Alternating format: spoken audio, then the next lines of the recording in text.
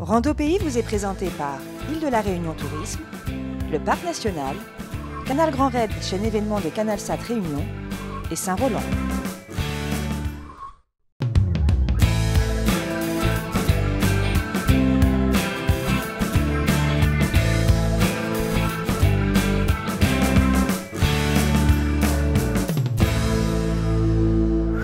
La plaine des Fougères est au sommaire, direction le Bémassoun.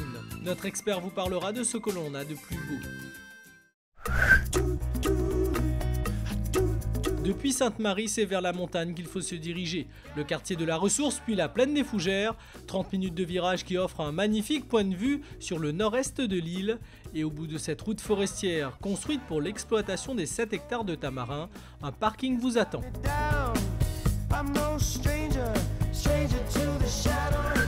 Donc pour cette randonnée de tant de kilomètres pour 5 heures aller-retour et d'un niveau moyen, prévoir de bonnes chaussures, le sol est glissant, un ravitaillement avec de l'eau et surtout une protection contre les changements climatiques très rapides ici. J'aime la Réunion, je respecte et préserve sa nature exceptionnelle.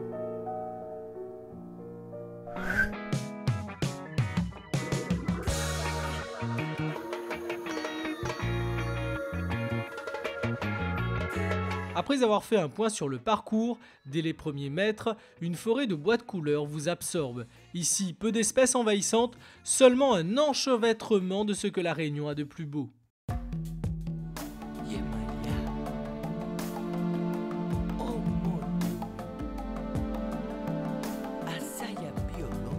Avec toutes ces fougères, cette plaine porte bien son nom. Une vraie nurserie pour la biodiversité, ainsi ces fangeants sont des pépinières de jeunes pousses. Le braconnage a simplement comme impact de supprimer de la forêt une génération d'espèces.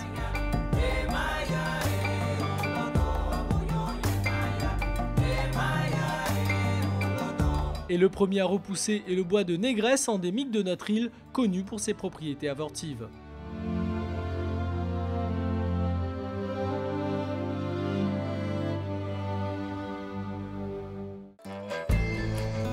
La montée caractérise quand même ces lieux. Les quelques passages de ravines illustrent bien l'importance de l'évacuation de l'eau de pluie dans cette zone.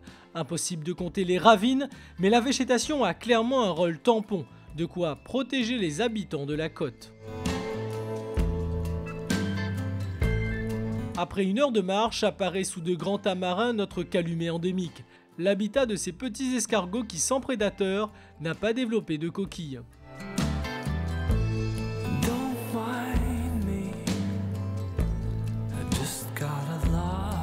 La boue est toujours présente, de quoi saluer le travail d'entretien du sentier, mais attention aux épaisseurs de végétation sous vos pieds, la voûne peut être profonde. Après cette intersection, le rempart de Salazie s'offre à vous. Ne pas prendre ce sentier qui descend vers Bémassoun, mais continuez le long du rempart, où le plus beau reste à venir.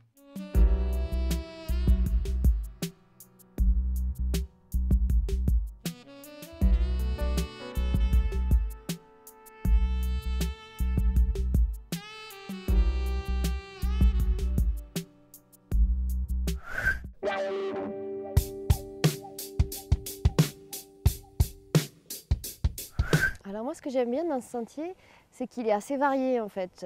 Des fois, ça monte un petit peu, ça descend, il y en passe des ravines.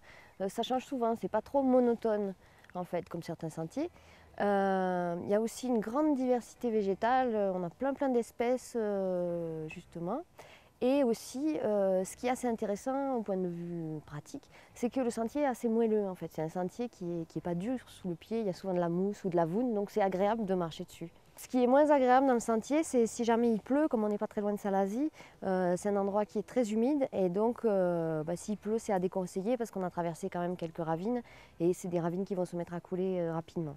Mais quand il fait beau comme aujourd'hui, c'est vraiment un super sentier. Moi, je conseillerais à ce sentier à des marcheurs quand même assez confirmés, pas à des trop petits, parce que vous avez vu, il y a quand même des difficultés, des passages un peu glissants. Mais s'il fait beau, c'est faisable assez facilement, c'est pas trop long, quoi. C'est vraiment un super milieu, peu connu, une randonnée somme toute assez facile avec un beau point de vue quand la vue est dégagée. Vraiment, ça vaut le coup de venir.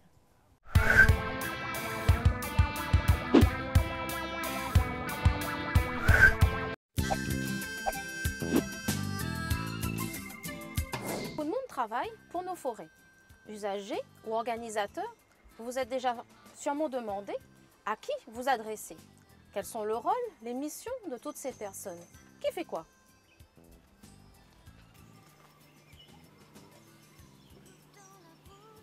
Collectivités, administrations, associations, beaucoup de monde travaille pour la protection et la valorisation de nos forêts. Le département, à La Réunion, possède 91% de nos forêts publiques. Elles ont un statut un peu particulier.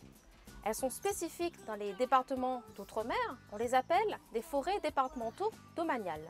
Elles appartiennent au Conseil général, mais sont gérées par l'Office national des forêts.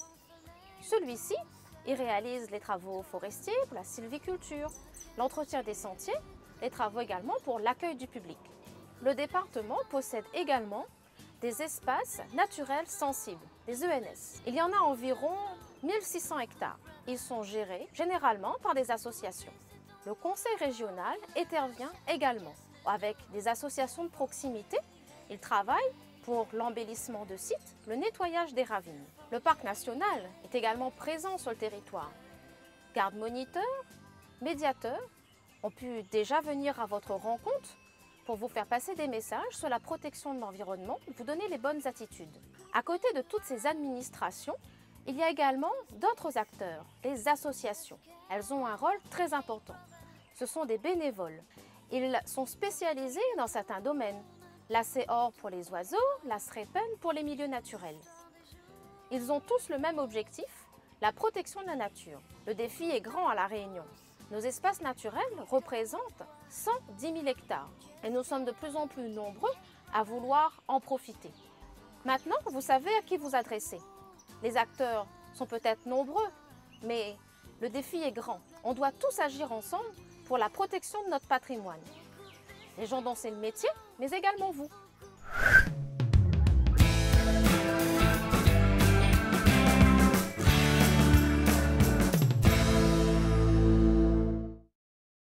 Rando Pays vous est présenté par Île de la Réunion Tourisme, le Parc National, Canal Grand Raid, chaîne événement de CanalSat Réunion et Saint-Roland.